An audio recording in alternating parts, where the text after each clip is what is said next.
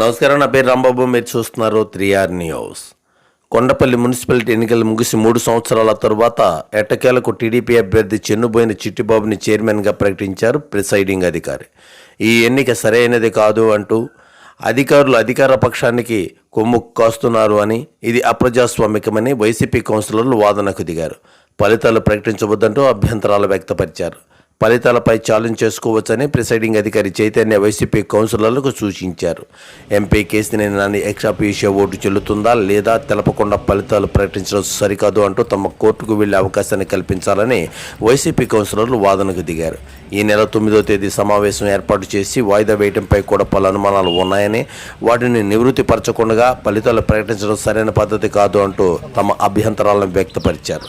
అయితే ఎమ్మెల్యే వసంత కృష్ణప్రసాద్ కోర్టుకు వెళ్లే అవకాశాన్ని సభ్యులకు కల్పించవద్దని, ఫలితాలు ప్రకటించాలని సూచించారు. ఈ సందర్భంగా ప్రిసైడింగ్ అధికారి చైతన్య మాట్లాడుతూ ఏవైనా అనుమానాలు ఉంటే కోర్టును ఆశ్రయించవచ్చు అని వైసీపీ కౌన్సిలర్లకు సూచించారు. వైసీపీ కౌన్సిలర్లు మున్సిపల్ కార్యాలయం నుంచి వెళ్లిపోగా తెలుగుదేశం పార్టీ అభ్యర్థి చెన్నుబోయిన చిట్టిబాబుని చైర్మన్గా, వైస్ చైర్పర్సన్ 1 కరిమికొండ శ్రీలక్ష్మి మరియు వైస్ చైర్పర్సన్ 2గా చుట్టుకుదురు శ్రీనివాసరావును ప్రమాణ స్వీకారం చేయించారు. అనంతరం గొల్లపూడిలోని టీడీపీ కార్యాలయాన్ని అనుచర గణంతో భారీ ర్యాలీగా తరలి వెళ్లారు. ఆ వివరాలు మీ ముందుంచే ప్రయత్నం 3R న్యూస్ చేస్తోంది.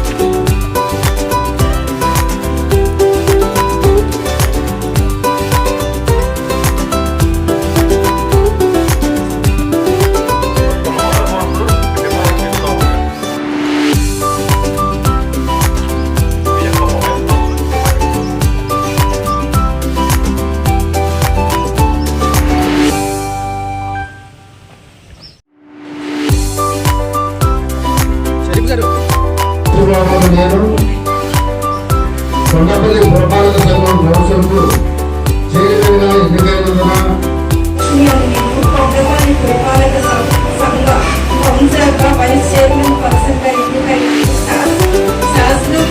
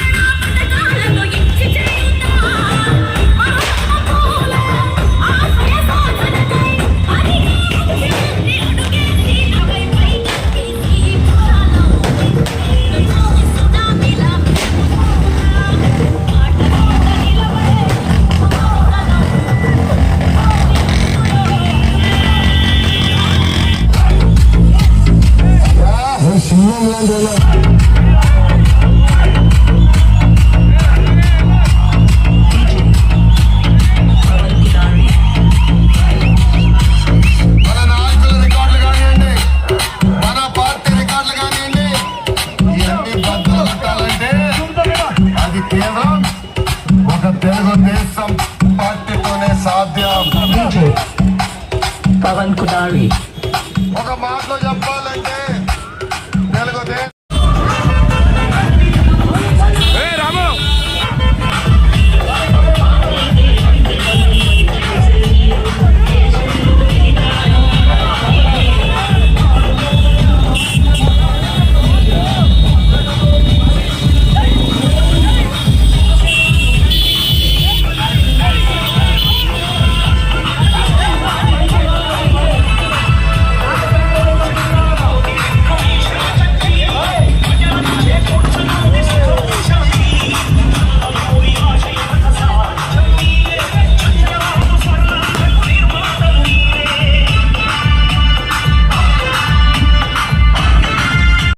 కొండపల్లి మున్సిపాలిటీ ఎన్నిక కోర్టు నిర్ణయం మేరకు ఆ రోజున 2021 సంవత్సరంలో ఏమైతే ఫలితం ఎన్నిక నిర్వహించి ఫలితం ప్రకటించకుండా సీల్డ్ కవర్లో కోర్టుకు సమర్పించారో తదనంతరం కోర్టు కేసును విత్డ్రా చేసుకున్న తర్వాత కోర్టు ఆదేశానుసారం ఈరోజు ఆ రోజు జరిగిన ఎన్నికని ఫలితం ప్రకటించమని కోర్టు చెప్పిన మేరకు ఈరోజు ఆర్డీఓ గారు ఫలితం ప్రకటించారు. దాంట్లో ఆ రోజున తెలుగుదేశం పార్టీకి 16 ఓట్లు, వైసీపీకి 15 ఓట్లు రావడం జరిగింది. అదే ఈరోజు ప్రకటించారు. సరే, వైసీపీ వాళ్ళు అభ్యంతరం వ్యక్తం చేశారు. ఏమని, ఎంపీ గారు ఓటు తీసేసి ఇక్కడ లెక్క వేయాలి అని. దానికి వాళ్ళు కోర్టుకు వెళ్ళి ఉండాలి. ఇప్పుడు కోర్టులో కేసులు విత్డ్రా అయ్యి ఎలక్షన్ కమిషన్ వారు ఎన్నిక నిర్వహించమని చెప్పి ప్రకటించి 4 రోజులు దాటింది. మరి ఈ మధ్యకాలంలో కోర్టుకు ఎందుకు వెళ్ళాలా? ఈ రోజు ఫలితం ప్రకటించొద్దు, ఫలితం ప్రకటించకపోతే మేము కోర్టుకు వెళ్తామని చెప్తా ఉన్నారు. ఈ నెల బట్టి వెళ్ళుండొచ్చు కదా. నేనేం చెప్పానంటే, కోర్టు ఆదేశానుసారం ఆ రోజున్న సీల్డ్ కవర్ ఓపెన్ చేశారు. కాదు, ఈ రోజు ఎన్నిక నిర్వహిద్దామంటే మేము సిద్ధంగా ఉన్నాం, ఎన్నిక నిర్వహిద్దాం. కానీ అటు ఇటు కాకుండా వాళ్ళకి లాటరీ కావాలంటే, ఎందుకంటే ఏదన్నా ఛాన్స్ వస్తే కనుక మాకు 50-50 ఛాన్స్ ఉంటుందని వాళ్ళ దొరాలోచన. ఇవన్నీ సాగవు. ఏమైనా ఒకటి మటు గుర్తుంచుకోండి, తెలుగుదేశం పార్టీకి కొండపల్లి మున్సిపాలిటీలో సంపూర్ణమైనటువంటి మద్దతు ఉంది.